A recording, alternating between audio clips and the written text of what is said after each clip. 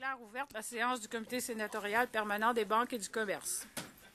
Aujourd'hui, M. Mascotte, à l'ordre. Le comité tient sa 4e réunion dans le cadre de son étude de la monnaie numérique. Le comité a entendu jusqu'à présent des représentants du ministère des Finances, un économiste spécialisé en histoire de la monnaie, un professeur de la Rotman School of Management de l'Université de Toronto et des représentants de la Banque du Canada. Lors de la première heure de cette réunion, nous recevrons une présentation de M. Jeremy Clark. Alors, bienvenue, M. Clark. Professeur adjoint à l'Institut d'ingénierie des systèmes d'information de l'Université Concordia. M. Clark s'intéresse à la cryptographie appliquée, à la monnaie numérique et plus précisément à Bitcoin et à la sécurité dans les télécommunications en réseau. Il a participé à de nombreux projets et plusieurs publications dans ces domaines. M. Clark, au nom du comité, je vous souhaite la bienvenue, mais je vous remercie surtout d'avoir accepté l'invitation à comparaître devant nous. Je pense que vous avez toutes les qualifications nécessaires pour nous aider à mieux comprendre le sujet que nous étudions, en particulier le Bitcoin. Merci. Alors, vous avez la parole. Okay. Thank you. So I have some prepared remarks and then... Merci. J'ai une déclaration à faire et ensuite je répondrai à vos questions. Madame la Présidente sénateur, je suis heureux de comparaître aujourd'hui. On vient de vous dire ce que je fais, mais je suis également professeur associé à l'Université Concordia. J'ai reçu mon doctorat de l'Université de Waterloo et je suis spécialisée en cryptographie et cybersécurité. Je vais vous donner des détails techniques sur le Bitcoin. Je fais des recherches sur le Bitcoin depuis plusieurs années. Je ne suis pas un économiste et je n'ai pas beaucoup d'expérience en politique publique. Cependant, je crois qu'une réglementation efficace passe par la compréhension de la technologie. Si on veut définir les monnaies numériques, eh bien, on peut inclure les chèques qui passent par les téléphones, etc. Il y a deux transactions, celle qu'on voit en tant qu'utilisateur et qui se contente d'autoriser le paiement. Et ensuite, il y a une deuxième transaction qu'on ne voit pas et qui, en fait, règle la facture ou le compte. Et ces autorisations numériques ne sont pas des monnaies numériques. Mais les monnaies basées sur la masse, c'est l'émetteur qui autorise, transige et règle. Bon, pour ce qui est des monnaies de masse, il y a le Bitcoin, mais il y en a d'autres, Purecoin, Repo ainsi que Mastercoin. Je vais maintenant vous expliquer quelles sont les propriétés du Bitcoin. Il y en a beaucoup qui sont partagées avec d'autres monnaies et vous verrez si elles sont bonnes ou mauvaises. Je serai, quant à moi, tout à fait neutre. Vous interprétez-les comme vous le voulez. It has a decentralized ledger. So it's important to understand this property. It's important to understand that Bitcoins aren't bearer instruments in the sense that you cannot possess a Bitcoin, digitally or otherwise. What you possess is a cryptographic key that gives you signing authority over an account. Qui vous donne l'autorisation d'utiliser un compte. Et vous avez donc une adresse Bitcoin. Et donc, ce journal suit les entrées et les sorties de chaque adresse. Et chaque sortie doit être autorisée par la signature électronique. Ce journal est mis à jour par un réseau d'ordinateurs décentralisé. Il n'y a pas une seule entité qui est responsable de tout. Ensuite, le Bitcoin utilise une cryptographie sécuritaire. Les algorithmes cryptographiques, quand ils se désagrègent, le font après de nombreuses années. Pour ce qui est des algorithmes utilisés par Bitcoin, il n'y a pas eu d'attaque contre ces primitifs. Et ça pourrait donc être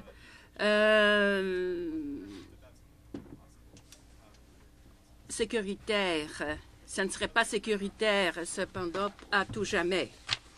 Maintenant, la troisième propriété, les retards dans ou plutôt de courts délais pour effectuer les transactions. Comme vous avez une connexion Internet, vous envoyez la transaction par ordinateur et tout comme le courriel, vous pouvez faire une transaction n'importe quand. Une fois que vous cliquez sur « Envoyer », le réseau apprend qu'il y a eu transaction instantanément. Et la added to the ledger of all transactions, which technically is called a blockchain. This process typically takes 10 minutes. So it takes about 10 minutes to bundle together all the transactions and add them to the ledger. And then within an hour after sending the transaction and having it added to the ledger, the transaction will be... Et donc, il est fort peu probable qu'il y ait réorganisation des transactions. Cela arrive parfois, mais à la toute fin du journal. Donc, on peut finaliser une transaction avec grande certitude en moins d'une heure. En tant que partie à une transaction, vous pouvez choisir d'attendre que la transaction atteigne le réseau ou d'attendre une heure complète pour la confirmation. Comme je l'ai dit, la transaction est ce qui permet de déplacer l'argent. Et même une heure, c'est très peu pour régler une facture. Ensuite, il y a des frais de transaction très bas. Les frais pour les bitcoins sont techniquement volontaires. Cependant, un logiciel populaire de bitcoin inclut les frais par défaut. Ça pourrait être 5 cents pour une transaction typique. Les frais ne dépendent pas de la quantité de bitcoin qu'on envoie. Cela dépend de la représentation numérique de la transaction. Donc, ces frais très bas permettent des remises à l'étranger et les microtransactions, par exemple, on peut envoyer 10 cents en bitcoins. Les transactions sont irréversibles. Une fois qu'une transaction est dans le journal, on ne peut pas revenir dessus. Même si l'on sait que c'est de l'argent volé. Cependant, les transactions sont retraçables. Le service Web peut identifier le propriétaire. Les transactions sont également anonymes parce qu'on utilise des pseudonymes. Comme on l'a dit, les transactions sont associées à un numéro ou une adresse de compte. Le lien entre l'adresse et le titulaire du compte n'est cependant pas connu par défaut. Et on peut l'établir. On a établi que beaucoup d'utilisateurs publiaient leur adresse pour accepter des bitcoins et que d'autres l'utiliseront pour faire des achats qui leur sont ensuite envoyés. Les ordinateurs eux-mêmes ont des pseudonymes, ce qu'on appelle une adresse PI.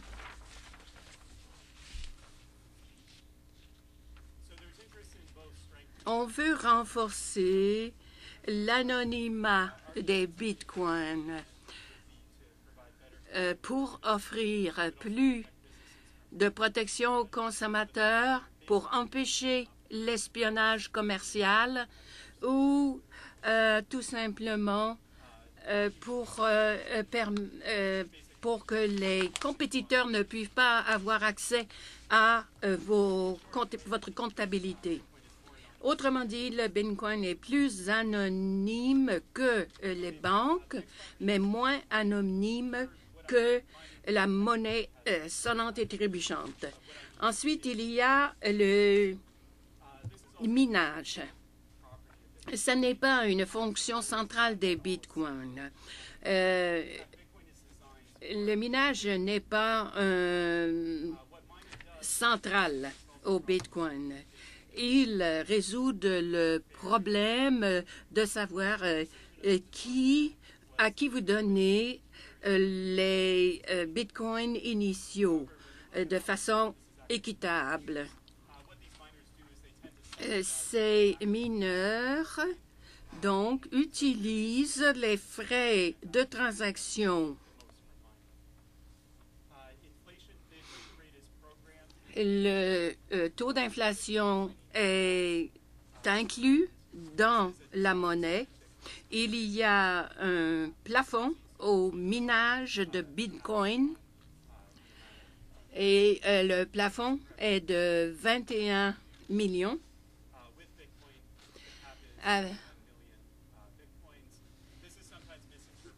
Parfois, on pense que c'est 21 millions d'unités de monnaie, mais ce n'est pas le cas parce qu'un Bitcoin est divisible par 8 points décimales. Ensuite, c'est une monnaie programmable. Cela vous donne, par exemple, si vous avez un chèque, vous pouvez dire à qui, sur le chèque, écrire à qui le chèque est libellé ou ne rien écrire et n'importe qui pourrait encaisser votre chèque. Mais avec un Bitcoin, vous pouvez dire dans le programme ordinateur qui sont les entités qui peuvent utiliser ou recevoir l'argent de la transaction.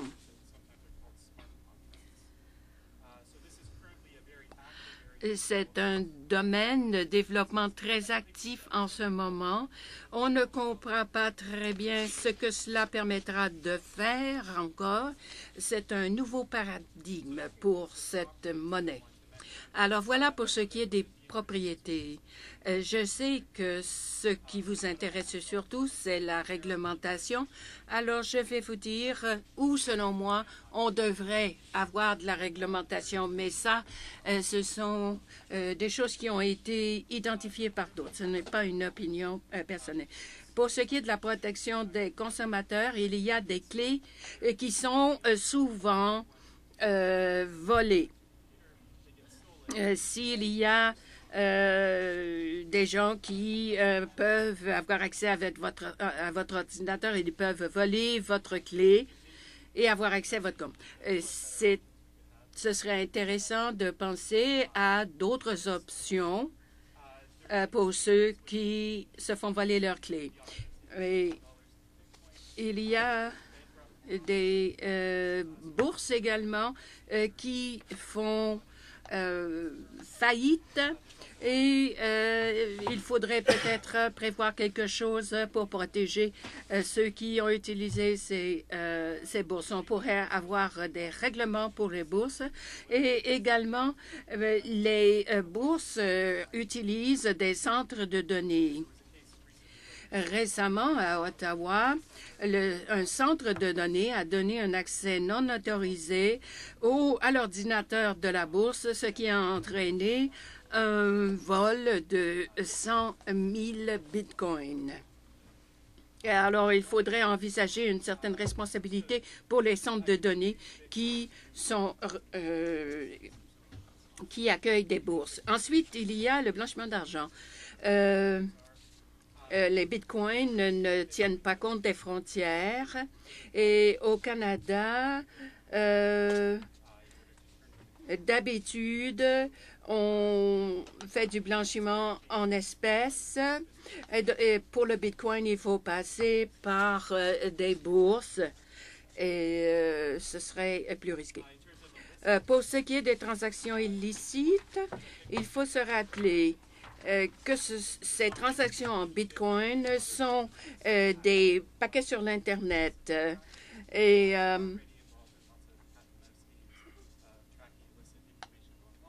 les forces de l'ordre font déjà du retraitement d'informations illicites en ligne, pourraient le faire pour les bitcoins. Silk Road utilise les bitcoins, par exemple.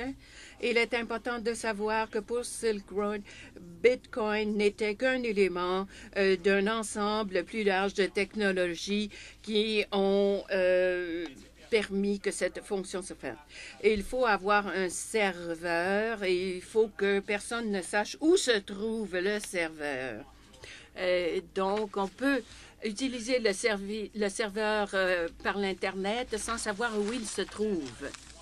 Et si vous voulez avoir des choses qui vous sont envoyées, vous pouvez le faire à un endroit anonyme comme une boîte postale.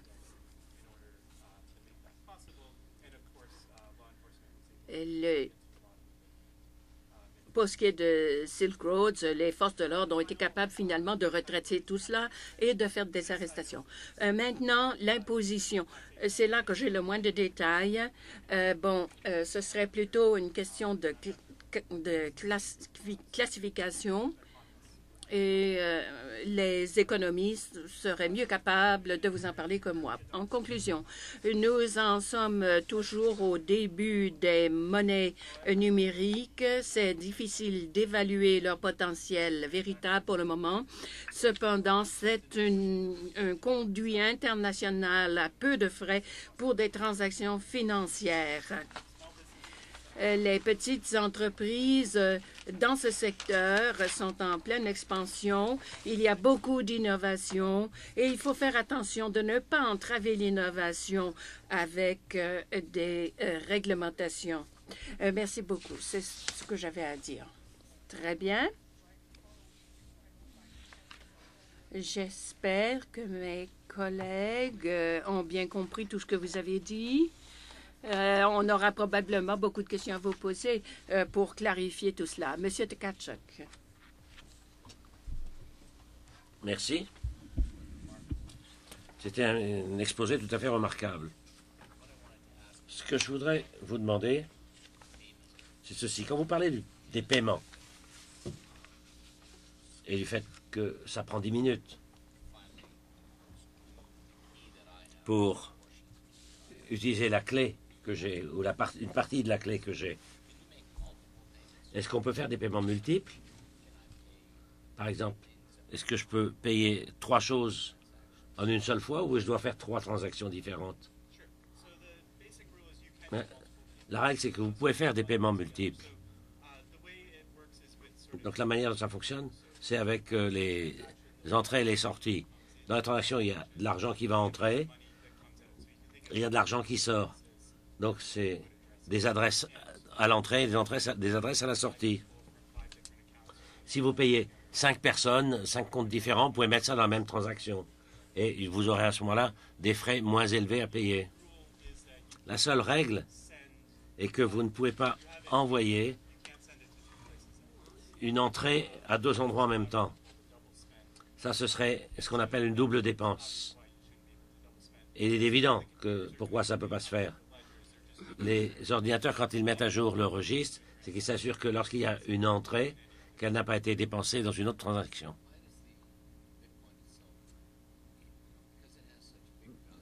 Parce que Bitcoin, il y a des valeurs tellement variables.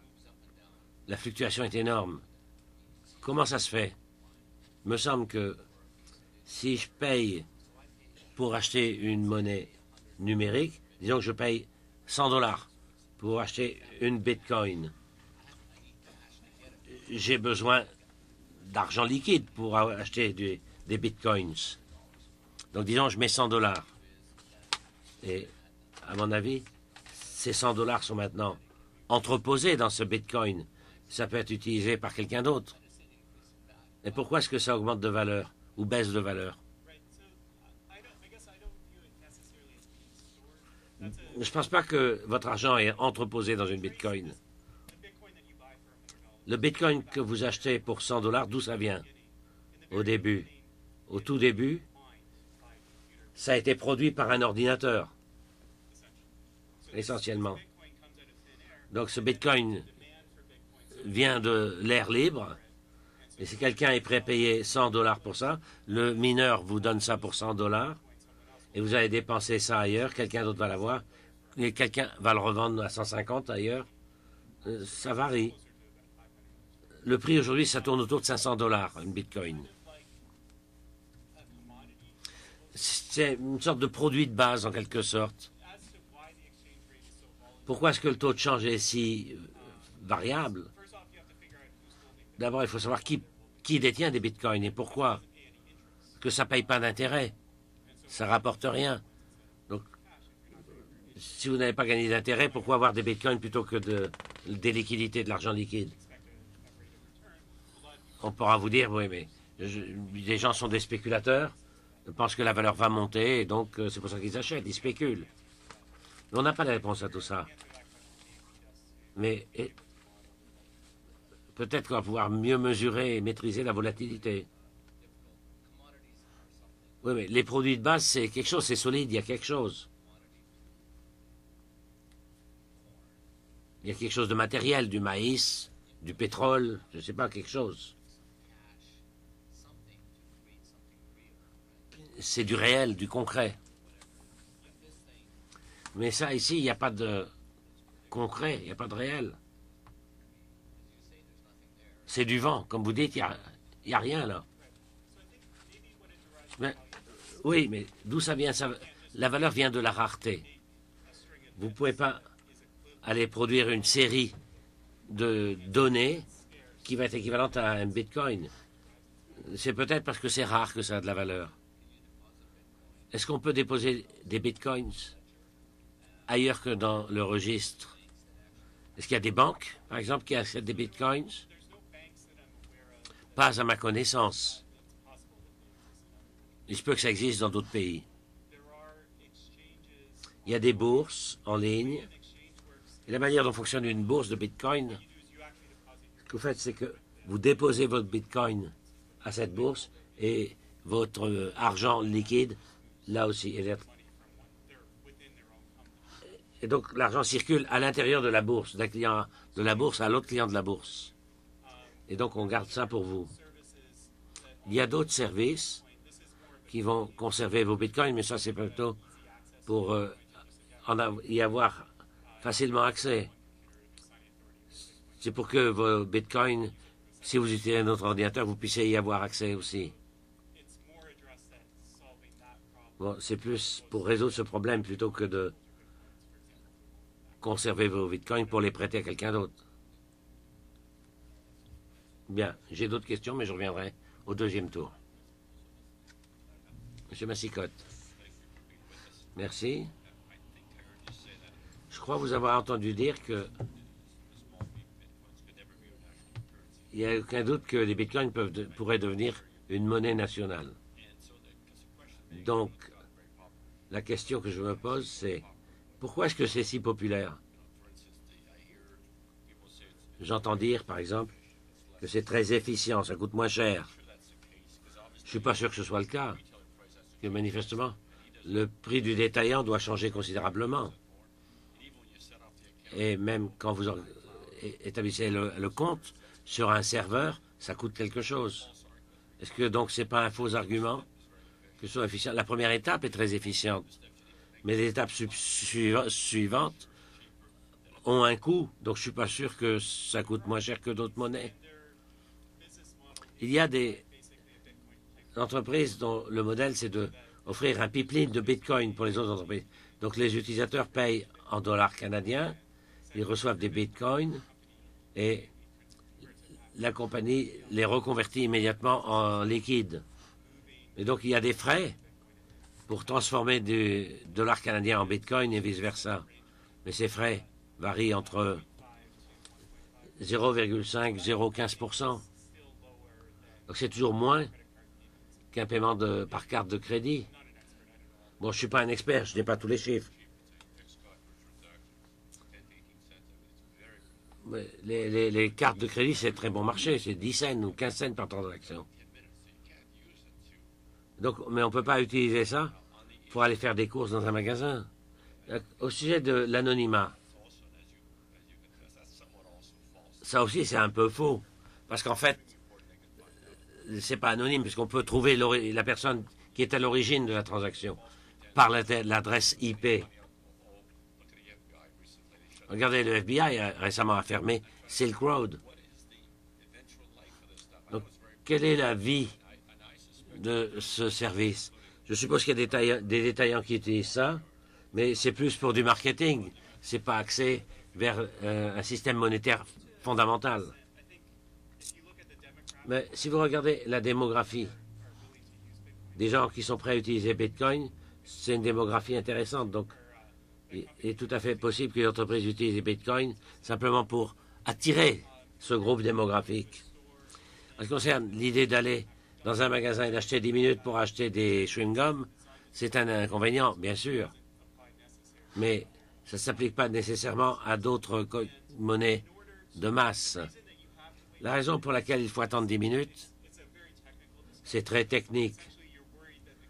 C'est parce qu'on craint que le consommateur fasse un vol où il va essayer de dépenser 2 fois. On vous donne des bitcoins pour acheter des chewing-gums et le consommateur se renvoie ça à lui-même et donc vous ne savez pas quelle est la bonne transaction. Ce sont des transactions contradictoires. Les deux ne peuvent pas être acceptés. Donc il faut faire un contrôle. Donc pour acheter des chewing-gums, vous faites probablement assez confiance au consommateur pour penser qu'il ne va pas faire ce genre de transaction de truandage. Mais il y a des moyens plus faciles de voler un paquet de chewing-gum que de le faire avec des bitcoins.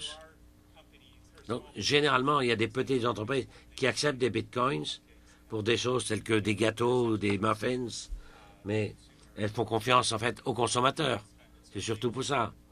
Mais elles ne vont pas attendre les 10 minutes. Donc, je retourne. Bon, monnaie nationale, c'est hors de question. Donc, c'est du troc, en fait. C'est une manière pratique de faire du troc. Donc, peut-être qu'il y a un avantage de coût, mais ça ne me paraît pas évident. L'anonymat, ceux qui sont motivés par ça devraient peut-être être préoccupés. Mais donc, pourquoi? Quelle est l'étape suivante? Quel est l'intérêt national? Pourquoi est-ce que nous, on devrait recommander quoi que ce soit au sujet du Bitcoin? Le type qui achète de l'or ou de l'argent, personne ne garantit qu'il ne va pas perdre de l'argent. Donc pourquoi on serait différent avec les Bitcoins? Pourquoi est-ce qu'on devrait mettre nos pattes là-dedans? Ben, je pense que c'est relié à l'avantage sur le plan du coût, mais ce n'est pas relié aux transactions classiques dont vous parlez. Il y a d'autres transactions qui sont beaucoup plus difficiles à faire. Par exemple, si je veux envoyer de l'argent outre-mer, mon frère vit à Kiev. Si je veux lui envoyer de l'argent, c'est difficile à faire avec le système bancaire. Il y a eu toutes sortes d'histoires avec des frais très élevés. Je peux lui envoyer des bitcoins, et si ça prend 10 minutes, c'est très facile à faire. Ça fait quand même une transaction très rapide, qui coûte très peu cher. Donc ça peut être intéressant dans ce genre de situation. Généralement, si vous pensez à l'Internet, l'Internet c'est purement numérique aussi. Donc ça, il n'y a pas de frontière nationale. Donc ça, c'est une monnaie qui est tout à fait bien conçue pour des transactions en ligne, sans frontières. Surtout dans les pays, pas le Canada, mais dans les pays où il y a un taux d'inflation énorme, on ne peut pas faire confiance à la monnaie locale, ou alors les frais sont très élevés. Mais plus on réglemente, plus on peut avoir le même type de confort qu'avec les monnaies nationales, il y aura toujours le problème des coûts. Mais si vous envoyez de l'argent à votre frère en Bulgarie, je ne suis pas sûr s'il pourra utiliser des bitcoins pour acheter des chewing-gums. Oui, il faut trouver une bourse à l'autre extrémité pour transformer les bitcoins en argent monnaie, en argent réel. Monsieur Black. Merci, Madame la Présidente. Merci d'être ici. C'était une présentation très utile, très technique. Mais je voudrais revenir à une discussion sur l'avenir de Bitcoin. Bon, je crois comprendre, d'après ce que vous avez dit, qu'il est probable que Bitcoin, c'est une étape vers l'innovation, vers la création de monnaie numérique, monnaie virtuelle. Oui, c'est ça. Donc parlons un peu de ça. Quel rôle les monnaies virtuelles pourraient jouer dans l'économie dans 5 ou 10 ans, par exemple, ou 3 ou 5 ans? Mais je crois qu'elles auront un rôle plus important, surtout pour les transactions en ligne. On a vu des grands détaillants, par exemple, commencer à accepter des monnaies virtuelles, des bitcoins. Donc vous pourrez aller en ligne et puis acheter des choses avec ces monnaies, parce qu'il y aura plus de sites qui vont offrir ça qu'aujourd'hui. J'ai mentionné la programmabilité de l'argent. C'est peut-être plus que dans 3 ou 5 ans, mais je pense qu'on verra arriver d'autres monnaies qui renforcent certaines caractéristiques de la monnaie. Quant à savoir si ça va s'appliquer à Bitcoin aussi, je ne sais pas, mais il y a des possibilités fort intéressantes, je pense. Donc je crois comprendre que vous ne pensez pas que les monnaies virtuelles vont disparaître. Exact. Je serais très surpris qu'elles disparaissent. À moins qu'on prenne des mesures draconiennes pour les faire disparaître. En ce qui concerne la position du Canada, est-ce qu'il y a une possibilité quelconque pour le Canada de jouer un rôle mondial à cet égard? C'est une arme à double tranchant. Si vous réglementez que vous vous trompez, vous n'avez pas la possibilité de tirer les leçons des autres pays. En contrepartie, une fois qu'il y a de la réglementation qui est mise en place, ça donne beaucoup plus confiance aux entrepreneurs qui veulent innover dans cet espace. Pour l'instant, il y a encore beaucoup de questions qui se posent. Les gens ont du mal à traiter avec les banques traditionnelles, par exemple. Donc, je pense qu'il y a un avantage pour celui qui va agir en premier là-dedans et qui va réussir à asseoir la confiance des clients et des utilisateurs. Mais, comme j'ai dit, il y a toutes sortes de risques. Dernière question. Connaissez-vous la Mint Chip? C'est une monnaie virtuelle de la monnaie royale du Canada. Qu'est-ce que vous en savez? Oui, j'ai entendu parler. Je ne sais pas tous les détails, mais je crois comprendre que c'est toujours basé sur le dollar canadien. Ce n'est pas une monnaie virtuelle. C'est une représentation virtuelle du dollar canadien. Donc, je considère que c'est un système basé sur un système de paiement autorisé. Et comment cet argent circule, je n'ai pas regardé les détails. Donc c'est un processus plutôt qu'une monnaie. C'est ça, exactement. Très bien, merci Madame la Présidente. Madame Bellemare. Merci. J'avais 2 types de questions. La première, hier, on a reçu les gens de la Banque du Canada et on parlait des bitcoins comme store of value et on sait tous que le bitcoin a une grande volatilité. On nous a parlé qu'il existait dans des pays des organisations privées comme BitPay qui s'occupaient de convertir rapidement les bitcoins en monnaie locale. Est-ce que vous connaissez un peu ces institutions-là? Comment c'était pour assurer, les gens de la Banque du Canada nous disaient que le bitcoin était beaucoup utilisé comme mode de paiement et que les gens, quand ils l'utilisaient à l'international, rapidement refaisaient la convertibilité avant que le bitcoin perde de la valeur. Alors, connaissez-vous un petit peu ces organisations comme BitPay? Puis, comment font-ils leur argent, là? Ils prennent le risque, au fond, de convertir cette monnaie en monnaie locale? Okay, so if I understand your question, right, Si je comprends bien votre question, vous êtes préoccupé en fait par le modèle pour ces bourses, le modèle d'affaires de ces bourses, surtout avec une monnaie virtuelle qui est aussi volatile. Mais ce qu'ils font, c'est qu'ils offrent un service d'appariement, de concordance, donc entre Bitcoin et une monnaie locale. Et donc, ils ont tendance à un certain moment à détenir beaucoup de Bitcoins. Donc, il y a un petit peu de risque de fluctuation du taux de change. Mais leur modèle d'affaires, c'est qu'ils vont chercher un droit de transaction pour faire la transaction entre les deux monnaies, en passant par Bitcoin. Donc, tant qu'il y a une demande des deux côtés, la bourse peut gagner de l'argent. Ou seulement BitPay qui existe actuellement sur les marchés? sorry, can you just repeat? Oui. Sorry. Yeah.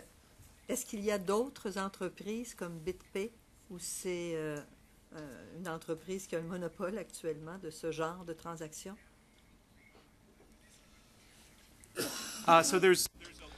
Il y a beaucoup de bourses de telles compagnies.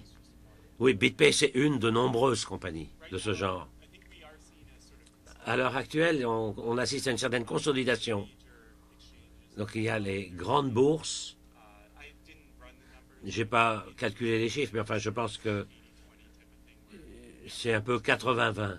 C'est-à-dire 80% des transactions sont faites par 20% des bourses, à peu près. C'est peut-être encore plus limité que ça. Je pense la grande majorité n'ont pas beaucoup de transactions. Une bourse, c'est plus comme un exchange, c'est plus comme une bourse qui donne le service à l'utilisateur, mais qui aussi établit le taux de change? Ben, le taux de change n'est pas établi par une bourse. Il est établi par l'offre et la demande, des deux côtés. En ce qui concerne BitPay, si je me souviens bien, il y a tellement de ces bourses avec des noms différents, et je crois que leur modèle d'affaires, c'est qu'ils jouent le rôle de bourse, mais c'est l'une des compagnies qui offre plus ce pipeline de Bitcoin. Donc les compagnies peuvent les utiliser pour échanger de la monnaie normale contre des bitcoins. Je ne sais plus si c'est le modèle de BitPay, mais enfin, il y en a d'autres comme ça. Et donc, c'est une bourse plus d'autres services. Au networking et aux gens derrière ce système-là, si je comprends bien, peut-être que je ne comprends pas bien du tout, mais lorsqu'il y a une transaction en Bitcoin, à ce moment-là, c'est le networking, le réseau qui est alerté par la transaction. Et là, il y a des mineurs qui vont solutionner le problème de mathématiques. On a appris aussi que ces mineurs-là étaient payés en Bitcoin. Alors, est-ce qu'on a une idée dans la production de Bitcoin, de la quantité de Bitcoin qui va aux gens qui travaillent derrière le rideau invisible? OK. D'abord, je vais essayer d'expliquer. Je vais vous donner un peu plus de détails sur le fonctionnement du réseau. C'est-à-dire combien il y a de personnes en coulisses.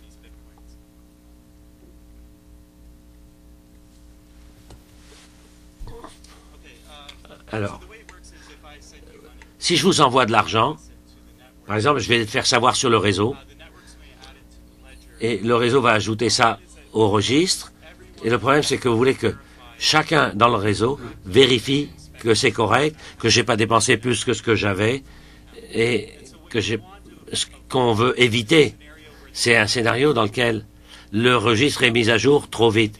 S'il est mis à jour très vite, les autres ordinateurs n'auront pas le temps de faire les vérifications. Donc si vous commencez depuis le début de la création de Bitcoin et que vous passez dans le registre jusqu'à maintenant, vous devez pouvoir faire ça, cette vérification, assez vite aussi. Donc pour cette raison, ce que prévoit le protocole, c'est qu'on met un retard artificiel qui ralentit les choses pour s'assurer que le registre est mis à jour dans ce délai de 10 minutes. Donc il peut y avoir un problème de concurrence, mais ce qu'on fait, c'est qu'il y a un problème de calcul. C'est un calcul qui est assez difficile à faire, ça prend un certain temps, mais c'est pas inhérent à la monnaie elle-même. C'est simplement un délai artificiel pour ralentir, pour s'assurer qu'on a le temps de faire les contrôles, les vérifications. C'est pour cela que cela prend environ 10 minutes. Et comme il y a des récompenses de minage et des frais, il y a des frais également. Ils sont très petits, mais il y en a. Alors, c'est le mineur qui reçoit ces frais. Et donc, on a une concurrence entre les mineurs parce qu'ils reçoivent les récompenses et les frais. Et comme c'est concurrentiel, tout est compatible et cela assure que toutes les vérifications se font. Ensuite, savoir combien de cette monnaie appartient aux mineurs, eh bien, on sait que le premier mineur avait beaucoup de ces bitcoins. Et ils ont beaucoup de monnaie en réserve. Je crois qu'on peut dire que les mineurs en détiennent beaucoup, mais on n'a pas de chiffres. Savons-nous combien il y a de mineurs? Eh bien, on sait quel est leur pouvoir calculateur. On leur voit combien de temps ça prend pour résoudre le problème et ensuite on se demande combien d'ordinateurs ça prend pour ça, puis là on a une idée. Est-ce qu'ils le font pour ce qui est des alertes? Cela se fait automatiquement. Il n'y a pas d'intervention humaine. Au départ, il y avait des gens à la maison, mais maintenant, les récompenses de minage sont très élevées. Les gens achètent des ordinateurs spéciaux qu'ils ont dans des salles. Alors, on ne fait plus d'argent si on fait du minage à partir de la maison. Sénateur Green, merci beaucoup. Comme vous le savez, vu le travail que vous faites dans ce domaine, l'environnement numérique change rapidement. Il y a sans cesse de nouveaux produits. Et ça change de façon exponentielle. Enfin, selon moi. Dans 5 ans ou 10 ans, se pourrait-il qu'on ait jusqu'à 50 monnaies numériques qui se fassent concurrence? Ah oui, c'est une possibilité qu'on envisage. On les appelle des monnaies alternatives. Et il y en a déjà qui font concurrence à Bitcoin, mais Bitcoin est de loin la plus utilisée. Oui, maintenant. Mais il pourrait arriver, je pense que ça arrivera, que quelqu'un crée une monnaie qui serait considérée meilleure, peut-être qu'elle coûterait moins cher, qu'elle serait plus anonyme, je ne sais pas. Alors, les monnaies pourraient disparaître rapidement. Est-ce qu'elles sont convertibles entre elles? Eh bien, c'est vrai que même avec les monnaies alternatives, elles sont toutes à sur certains points mieux que les bitcoins. Il y en a qui veulent que ce soit plus anonyme. Il y en a qui changent le problème de calculation.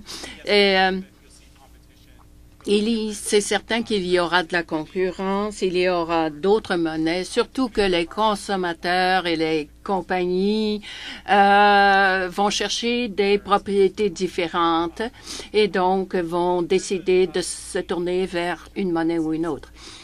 Pour ce qui est de la convertibilité, les bourses offrent cela. S'il y a une demande, si je veux changer des bitcoins en Peercoin, les bourses sont capables de le faire. Mais il y en a beaucoup qui passent par le bitcoin qui est converti dans toutes les autres monnaies numériques, ce qui n'est pas le cas de toutes les autres monnaies numériques. Il me semble qu'une réglementation nationale serait difficile. Pensez-vous qu'il faudrait une réglementation au niveau international? Je ne m'y connais pas trop en réglementation. Je ne pourrais pas vraiment répondre. Je sais que dans d'autres domaines concernant l'Internet, les nouvelles technologies, il y a des organismes internationaux qui essaient d'intervenir. Alors, ça ne me surprendrait pas, mais je ne peux pas vous dire si ce serait mieux de le faire. Avez-vous des bitcoins? Oui. Depuis combien de temps? De plusieurs années. Et vous suivez le cours? Oui. Avez-vous acheté des choses avec les bitcoins? Comme je fais des recherches dans ce domaine, ils me sont utiles à des fins de recherche. Je les ai obtenus. En fait, c'est des cadeaux. Mais les bitcoins d'origine que j'ai eus étaient des cadeaux. Et ils ne valaient pas grand-chose à ce moment-là. Maintenant, ils valent beaucoup plus cher, évidemment. Mais comme je n'ai pas payé pour, je ne les traite pas avec la même révérence que je le ferais si je les achetais aujourd'hui. Merci, Madame la Présidente. Alors, M. Clark, hier, nous avons eu une présentation de la Banque du Canada. Je ne reprendrai pas tout ce qu'il... Okay. Alors, hier, nous avons rencontré les gens de la Banque du Canada et je ne reprendrai pas tous les systèmes qu'ils nous ont démontrés. Par contre, ce qui m'avait impressionné, c'est il y a une feuille qui s'appelle « Le rôle potentiel », que je mettrai ça un synonyme d'avantage. Alors, il nous parlait de la réduction des coûts associés à l'échange, les paiements qui sont irréversibles et quelque chose parce qu'ils ont marqué caractère hautement confidentiel. Ils n'ont pas dit caractère confidentiel, ils ont dit caractère hautement confidentiel. Donc, quand on pense à ça, on pense au blanchiment d'argent. Vous en avez parlé quelque peu tantôt. Et vous aviez l'impression que les blanchisseurs d'argent vont toujours rester fidèles au bureau de change et que les bitcoins ne sont pas plus ou moins intéressés parce que vous avez dit qu'on pouvait retracer presque aussi facilement que quelqu'un qui utilise un bureau de change. C'est bien ce que vous avez dit?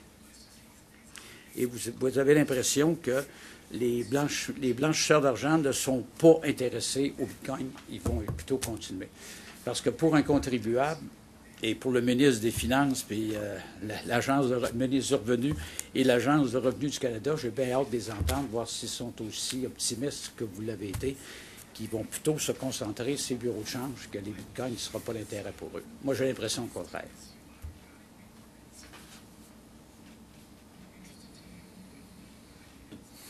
Yeah,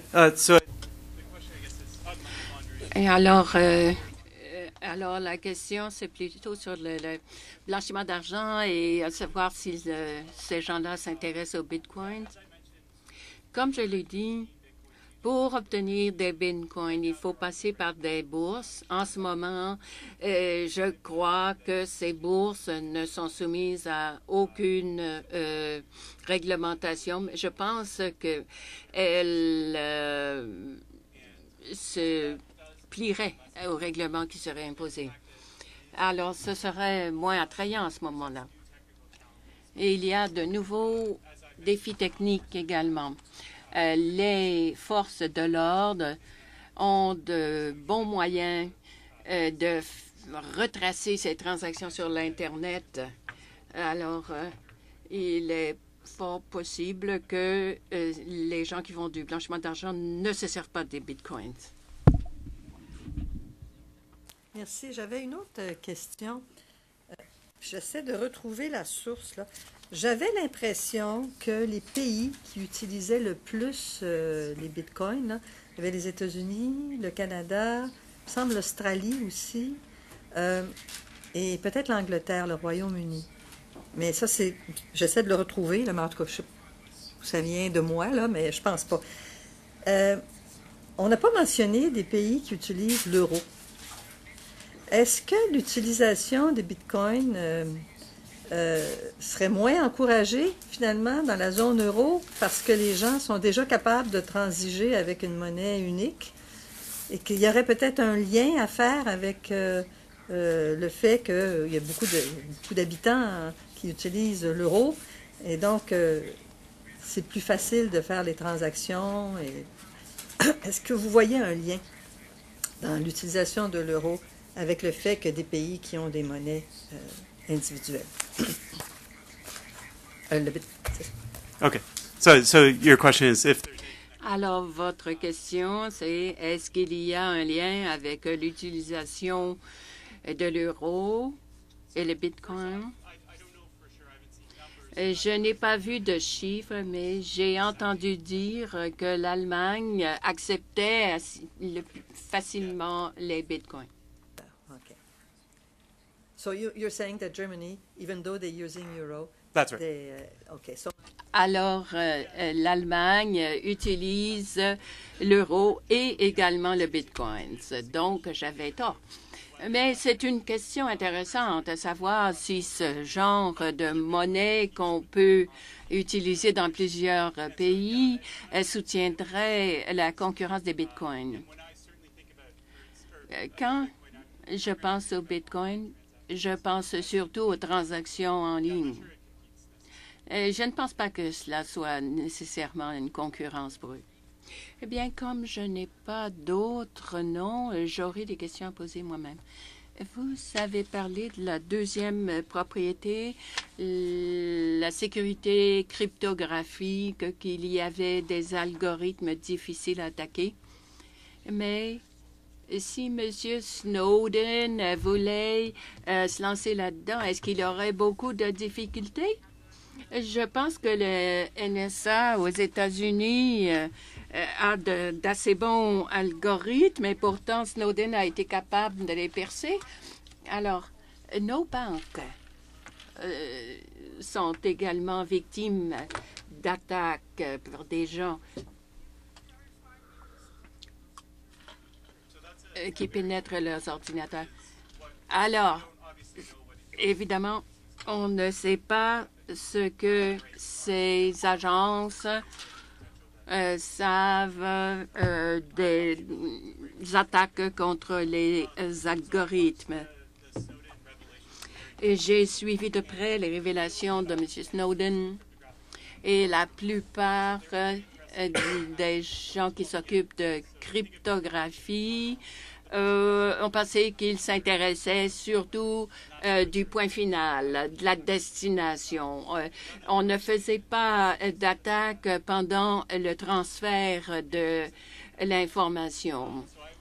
Alors, je ne peux pas dire qu'on ne pourrait pas le savoir, mais il n'y a aucune indication qu'il ait des capacités particulières d'attaque de ces algorithmes. De plus, les bitcoins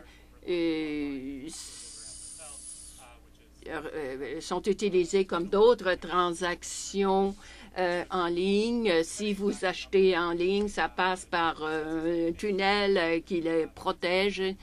Et donc, les attaques qui pourraient s'en prendre à ce genre de transactions le feraient pour le bitcoin aussi. Oui, mais il y en a d'autres qui créent d'autres monnaies numériques et chacun a son propre algorithme. Bien, je peux entrer dans les détails. Il y a deux algorithmes. Il y en a un qui vous donne la signature et c'est la même chose pour toutes les monnaies. Ensuite, il y a l'algorithme pour mettre le registre à jour. Et la fonction clic a tendance à différer d'une monnaie à l'autre.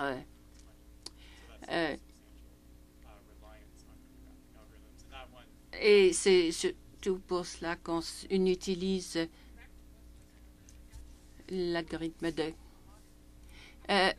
le sénateur Tkachuk a dit que c'était un produit de base. Et vous avez parlé des mineurs. J'ai l'impression que c'est un peu comme acheter des actions dans une nouvelle mine. Et tout ce qu'on achète, c'est un papier et avec la possibilité que la mine soit un jour productive.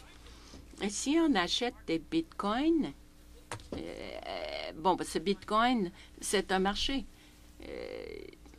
Et on dit que ça représente des dollars et je pourrais faire de l'argent avec les bitcoins et je peux me servir des bitcoins pour acheter autre chose. Alors, ma question est la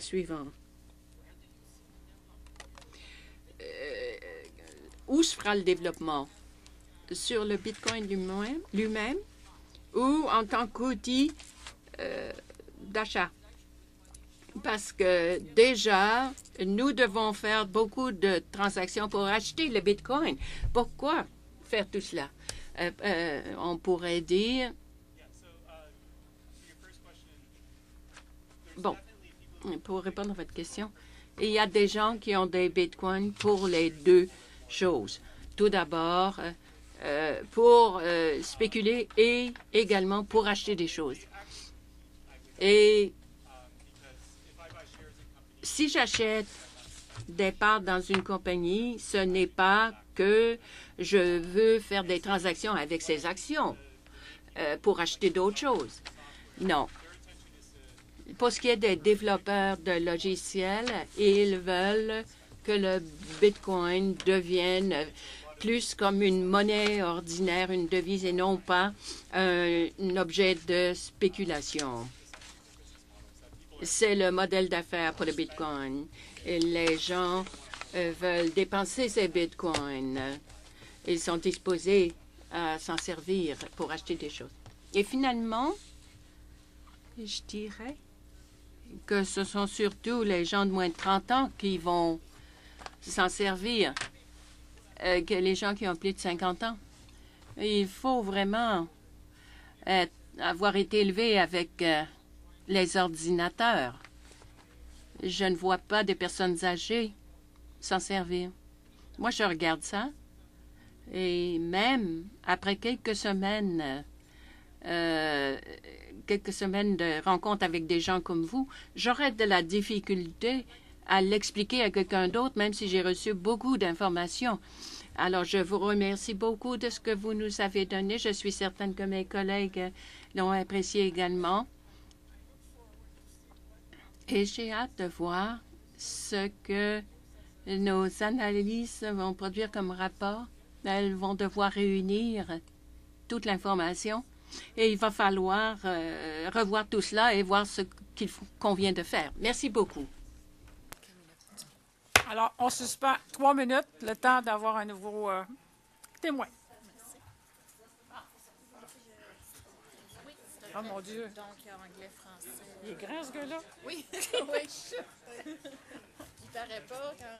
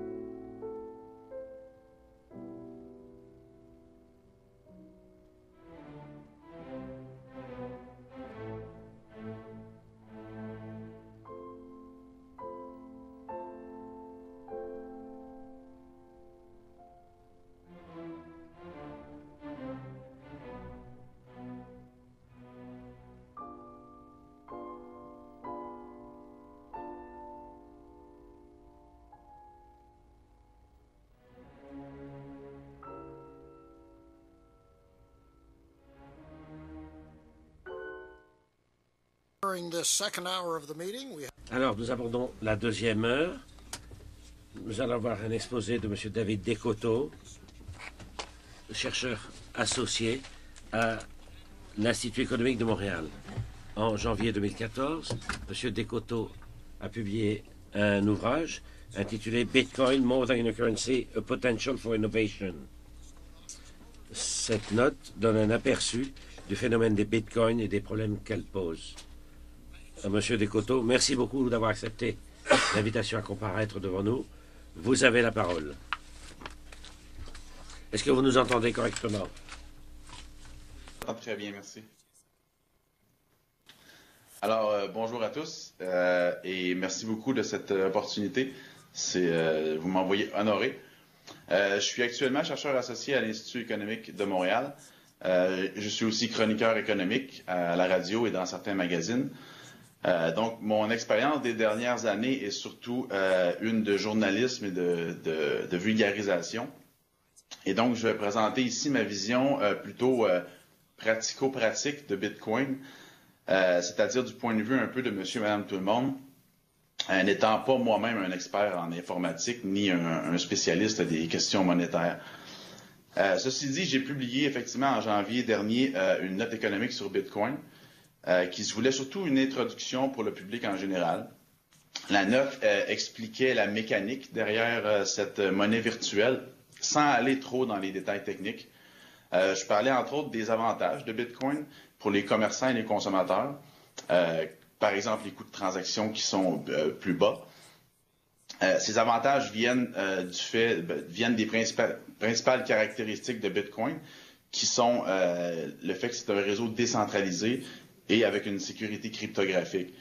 Et donc, ça fait que dans la plupart des transactions, l'utilisateur n'a pas à remplir des formulaires contenant ses informations personnelles ou à payer des frais de transaction à une tierce partie. Un peu comme c'est le cas avec des paiements de cartes de crédit, par exemple. Je soulignais également que Bitcoin avait un certain potentiel de bonifier l'offre de services financiers actuels. Par exemple, et d'autres avant moi, vous en avez peut-être déjà parlé, le transfert d'argent à l'international, qui pourrait être une niche d'avenir pour Bitcoin, en raison évidemment des frais de transaction relativement élevés qu'on y trouve. Par contre, je pense que c'est important de le mentionner, l'intérêt de Bitcoin pour ce genre de transaction-là dépend d'une chose en particulier, c'est que les frais de transaction demeurent bas, puisque c'est son principal avantage concurrentiel. Et pour toutes sortes de raisons, ce n'est pas garanti que ces frais-là vont rester bas. On pourra en parler plus en détail dans la période de questions si vous voulez. Ma note économique expliquait aussi les défis que Bitcoin doit surmonter s'il veut être utilisé à plus grande échelle. Parmi eux, évidemment, sa réputation pour être utilisée surtout à des fins illicites, la grande volatilité du Bitcoin et aussi les questions de sécurité et de fraude. Mais le fait le plus important à retenir, c'est que Bitcoin, ça représente deux choses. C'est d'abord une monnaie numérique, mais c'est aussi et surtout un système de paiement. C'est une technologie qui contient un grand potentiel d'innovation, tel que démontré par les nombreuses jeunes entreprises ou start-up qui inventent chaque jour ou presque des nouveaux services liés à Bitcoin. Et le plus connu, disons, et utile de ces services-là, peut-être, c'est probablement celui de conversion instantanée ou presque là, de Bitcoin en dollars que certaines entreprises offrent aujourd'hui à des commerçants en échange d'un frais minime. Il y a à peine un an environ, ces commerçants-là hésitaient encore à accepter les bitcoins comme paiement, de peur de voir la valeur de ces bitcoins-là chuter dramatiquement quelques heures ou quelques jours après. Donc maintenant, le risque est supporté par l'entreprise qui offre ce service-là. Un sujet qui m'intéresse aussi, c'est l'intérêt ou l'absence d'intérêt, on ne sait pas exactement, mais de l'industrie financière envers Bitcoin. Il y a quelques mois, vous savez peut-être, la banque Wells Fargo aux États-Unis a démontré un certain intérêt pour Bitcoin en organisant une rencontre qui incluait, entre autres, des représentants du gouvernement. Et selon le média qui rapportait la nouvelle, ces rencontres-là avaient pour but de réfléchir à quel genre de service Bitcoin une banque pourrait offrir. On ne précisait pas quel genre de service, là, et comprendre quelles en seraient les implications au niveau de la réglementation. Et il faut comprendre que les banques, et vous le savez probablement mieux que moi, et c'est vrai ici au Canada, sont toujours dans l'attente de réglementations plus spécifiques en regard à Bitcoin. Et par crainte de ne pas respecter les lois actuelles sur le blanchiment d'argent notamment, plusieurs évitent d'offrir des services bancaires à des entreprises Bitcoin. Or, sans service bancaire de base, comme un simple compte bancaire d'entreprise, plusieurs de ces entreprises-là préféreront peut-être s'établir ailleurs, et ce qui pourrait occasionner des pertes, disons, économiques pour le Canada. Donc, des règles plus claires à ce sujet-là pourraient peut-être faciliter l'interaction entre les banques et les entreprises Bitcoin. Et en fait, de façon générale, j'émettais l'opinion que pour que son développement se poursuive, Bitcoin a besoin d'un cadre juridique et réglementaire approprié afin de renforcer la confiance des consommateurs, surtout, des commerçants aussi, et même des investisseurs dans Bitcoin, et ainsi favoriser son usage à plus grande échelle. Et donc, une plus grande confiance pourrait, à son tour, susciter une plus grande demande et un plus grand intérêt pour Bitcoin, ce qui pourrait avoir comme effet, entre autres, de mitiger la volatilité du Bitcoin. Puisque, évidemment, si on a plus d'acheteurs et de vendeurs de Bitcoin, on a un marché qui est plus liquide, et donc ça peut réduire la volatilité du prix. Et donc, des règles plus claires, en éliminant l'incertitude pour les investisseurs. Et quand je parle d'investisseurs, je parle surtout de gens qui sont dans le capital de risque, par exemple, qui voudraient peut-être investir dans les jeunes compagnies. En éliminant l'incertitude pour eux, on encouragerait l'investissement dans les projets en Bitcoin. Et donc, les juridictions qui vont peut-être clarifier leurs règles le plus rapidement seront peut-être celles qui vont profiter le plus, disons, des emplois liés à Bitcoin et des retombées économiques. Avant de terminer, j'aimerais juste faire un lien avec une chose que j'ai dite plus tôt. Je parlais que Bitcoin était deux choses, une monnaie, surtout un réseau. Et les choses, évidemment, bougent très, très rapidement dans le monde Bitcoin. Et en ce moment même, il y a plusieurs projets en cours qui feraient en sorte d'utiliser le réseau de Bitcoin pour offrir des services financiers élargis. Une de ces innovations-là, ça s'appelle les Colored Coins. Et là, j'essaie toujours moi-même de comprendre ce que c'est exactement. Et quelqu'un de plus qualifié que moi pourrait peut-être vous l'expliquer en détail. Mais en gros, en colorant un Bitcoin, un utilisateur pourrait non seulement faire des transactions actuelles avec des Bitcoins, mais aussi transiger peut-être des actions, des obligations, des titres de propriété, même des contrats, via le même réseau. Alors, tout ça pour dire que même sans être un expert en informatique, ces développements-là font en sorte que je pense qu'on doit aborder comme Bitcoin comme quelque chose dont le potentiel va au-delà d'une simple monnaie numérique. Donc, pour résumer, bien que je ne puisse pas moi-même prédire l'avenir ou simplement préciser comment Bitcoin pourrait ou non révolutionner la façon dont nous transigeons l'argent, il me semble que jusqu'ici, l'attention des gens et des médias s'est surtout posée sur Bitcoin en tant que monnaie ou en tant qu'investissement. Alors que le vrai potentiel de Bitcoin est probablement ailleurs sous une forme qui n'est pas encore précisée. Vous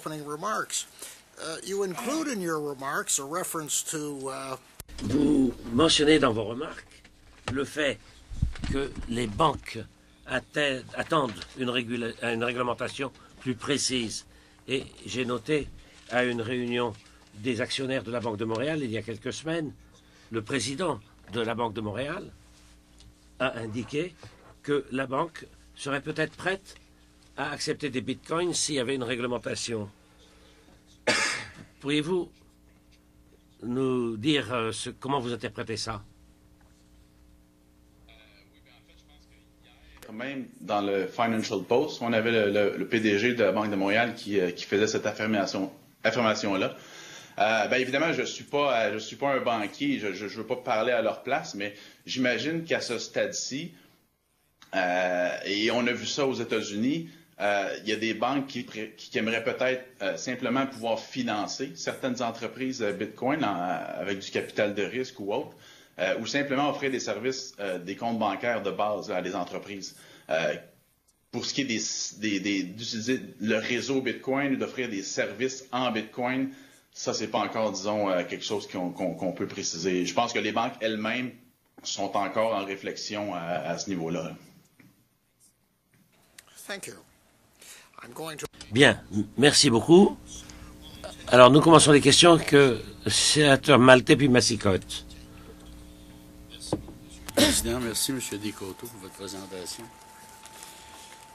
Il y a beaucoup de points d'interrogation sur le Bitcoin, c'est sûr. Vous avez parlé d'une réglementation dans un cadre juridique. Est-ce que, par exemple, le cadre juridique qui régit les banques canadiennes pourrait s'appliquer au Bitcoin? C'est-à-dire que...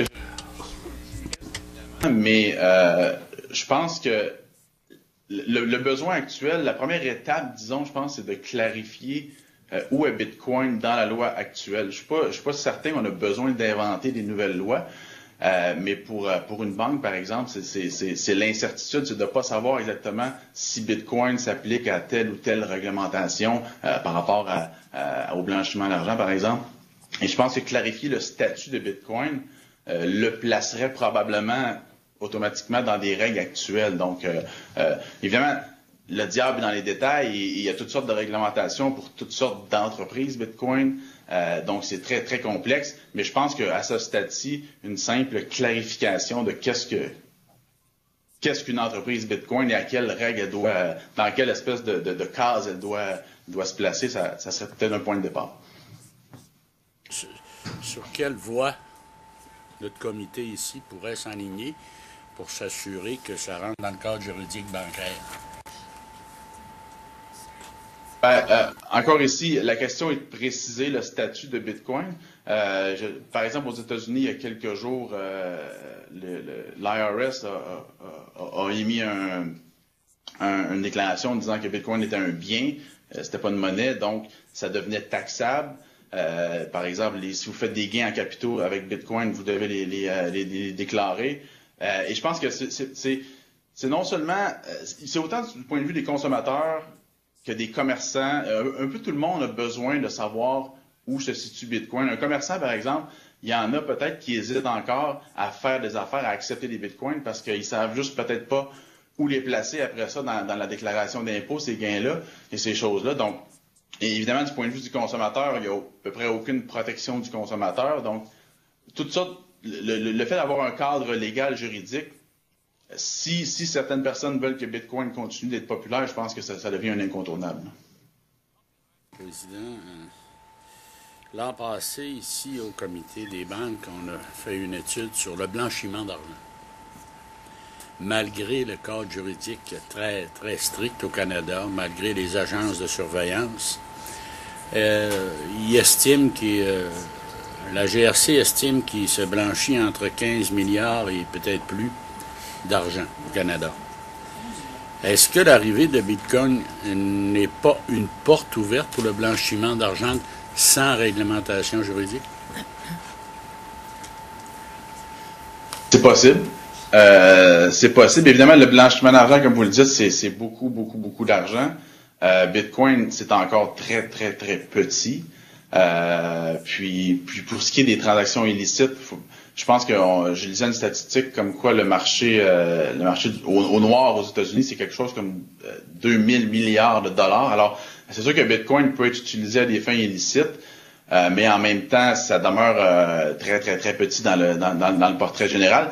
Mais l'autre point aussi peut-être qui est intéressant, c'est que une réglementation, dépendamment comment elle est faite, peut-être qu'elle peut aider aussi les autorités à mieux contrôler les usages de Bitcoin, disons. Là, tout dépend des détails, évidemment. Recommandation à nous faire, qu'est-ce que vous feriez comme recommandation? Excusez-moi, je n'ai pas compris le début de votre question. Si vous aviez une recommandation à faire au comité, quelle serait cette recommandation?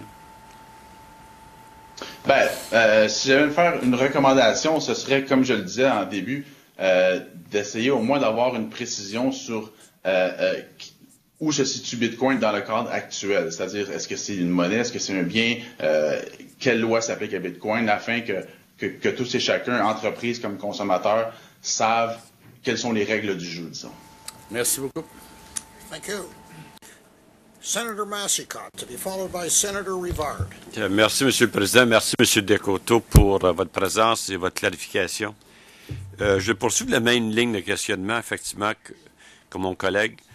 vous cherchez une clarification, mais je pense que le Revenu Canada ainsi que, comme vous savez, aux États-Unis, RS, ils ont déclaré que le Bitcoin, le petit Bitcoin, c'est une commodité, c'est une propriété. D'abord, au sens fiscal, ont été imposés surtout gains ou pertes sur détenir cette commodité-là.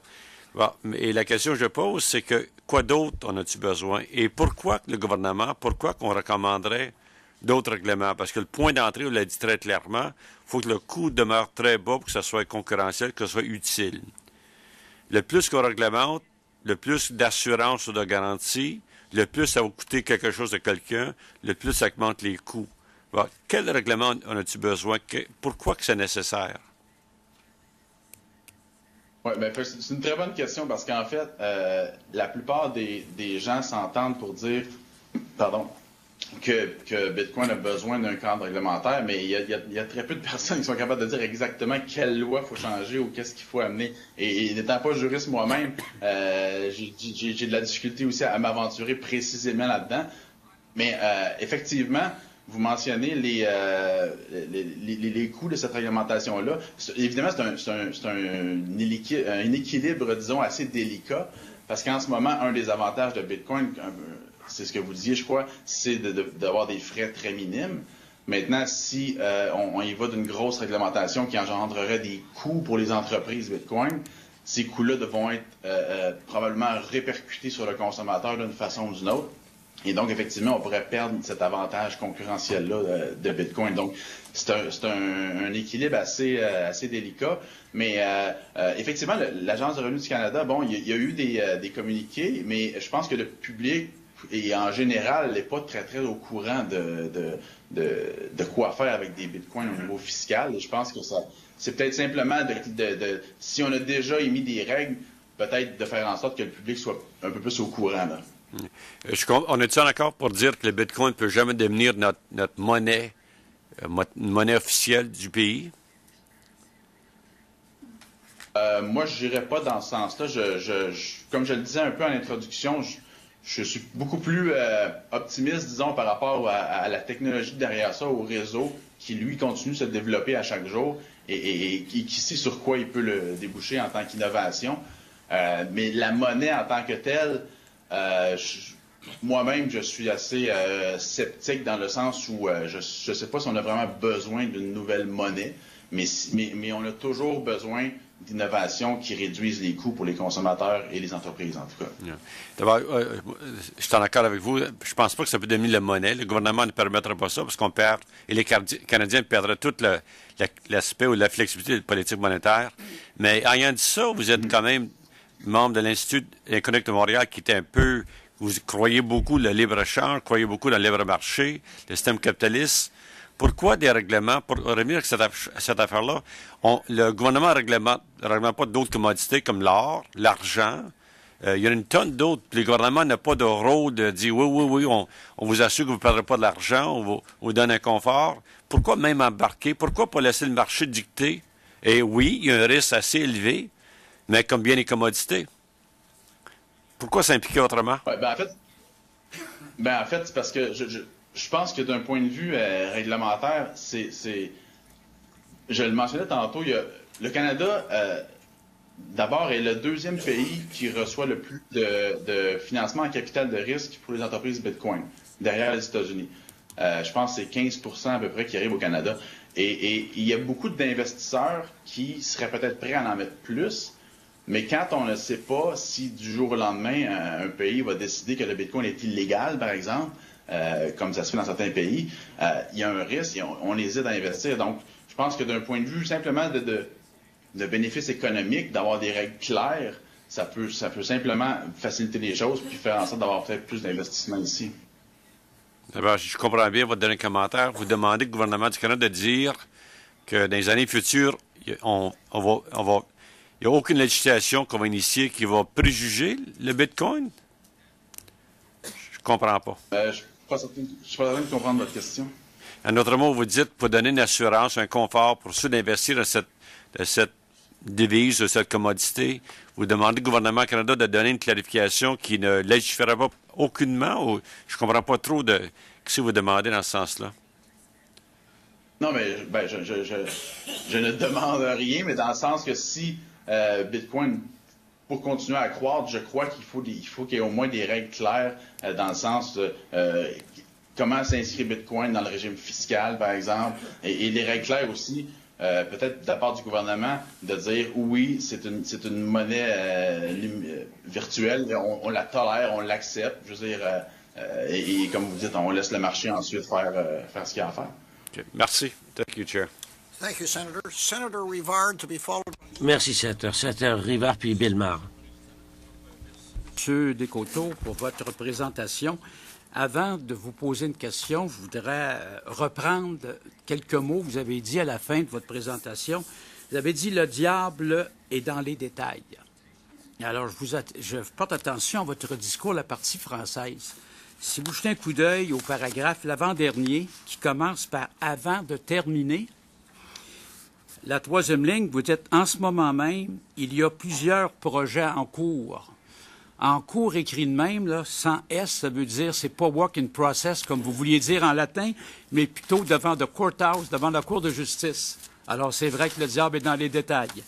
Ceci étant dit, on a parlé du danger pour les blanchiments d'argent, mais il y en a plusieurs qui nous ont qui ont attiré l'attention en nous disant que le Bitcoin, présentement, est accepté par certains établissements en contrepartie du paiement. Vous qui êtes de Montréal, probablement que vous avez quelques Bitcoins. Pourriez-vous nous dire le genre d'établissement qui, à date, accepte en échange de produits ou services le Bitcoin? Au Canada, je pense qu'il y en a peut-être une centaine de commerces. Il n'y en a pas beaucoup. À Montréal, je pense qu'il y en a 2. C'est surtout des commerces de détail. Je pense qu'il y avait à Montréal, je pense qu'il y a une boutique de vêtements. En Europe, aux États-Unis, il y a beaucoup de cafés, de bars qui acceptent le Bitcoin. Je pense que l'intérêt pour ce type de commerce-là, c'est que ce sont des commerces peut-être qui réalisent beaucoup de transactions par carte de crédit, beaucoup de petites transactions. Et j'imagine que à la fin du mois, ça peut faire une différence quand même de payer, par exemple, 1% de frais au lieu de 2 ou 3. Mais aussi, il ne faut pas oublier que il y a plusieurs boutiques, je crois, qui se sont lancées dans l'aventure Bitcoin, peut-être à des fins de marketing aussi, parce qu'il y a encore quelques mois, si vous aviez une boutique et vous décidiez d'accepter des Bitcoins, bien, vous faisiez la manchette des journaux un peu partout au pays. Alors, c'est une façon aussi peut-être de se faire un peu de publicité. Mais je pense qu'à date, le commerce de détail, il y en a qui voient des avantages concrets, là. Alors, vous croyez que d'ici un temps prévisible, là, beaucoup de commerces, d'établissements vont accepter le Bitcoin en échange de services ou de marchandises? Et parce que présentement, c'est pratiquement une monnaie de spéculation. En tant qu'investissement, effectivement, c'est de la pure spéculation. Maintenant, si ça a des avantages tangibles et concrets pour un commerce, c'est deux choses complètement différentes. Maintenant, je ne dis pas qu'un nombre incroyable de commerces va utiliser ça. J'attends de voir, comme tout le monde, comment ça se développe. Mais tant que les frais de transaction vont rester bas, qui est le principal avantage, je pense, pour un commerce, ça pourrait être populaire si, évidemment, les gens s'ouvrent un peu au phénomène. Parce qu'il faut comprendre aussi que un des problèmes de Bitcoin, un des obstacles, disons, à sa popularité, je crois, c'est le fait que ça demeure quelque chose de relativement compliqué quand même pour le commun des mortels. Et donc, quelque chose qu'on ne comprend pas assez rapidement, on hésite à investir là-dedans. Donc, l'avenir va nous le dire si ça va devenir plus populaire. Mais en ce moment, il y a des commerces et je pense que le nombre est quand même croissant de commerces, si on regarde ça sur un an à peu près, qui voient des avantages à Bitcoin. Merci beaucoup. Thank you, Senator. Senator Belmar. Sénateur Bellemare. Économique, je l'ai trouvé très claire, très intéressante à lire. Et j'ai une petite question par rapport, justement, on disait que le diable était dans les détails, qui peut-être a attiré déjà votre attention à vous. C'est dans la note, dans votre note, il y a une note, c'est la note 9, où vous parlez de BitPay, l'entreprise BitPay qui joue un rôle dans la convertibilité là, du Bitcoin en monnaie fiduciaire. Et on peut y lire, là, on peut lire dans votre note que le site web de BitPay affirme offrir ce service auprès de 12 000 commerçants et organismes de charité. Alors, c'est l'organisme de charité qui m'a fait réagir. On sait que le Bitcoin est utilisé souvent aussi pour des transactions internationales. Est-ce que vous êtes allé fouiller ça, cette question-là des organismes de charité? Parce que si c'est mis là, c'est parce qu'en quelque part, ils doivent transiger avec ces organismes-là régulièrement. C'est pas une anomalie, c'est pas une exception. Alors, je voulais avoir votre réaction là-dessus, comme première question.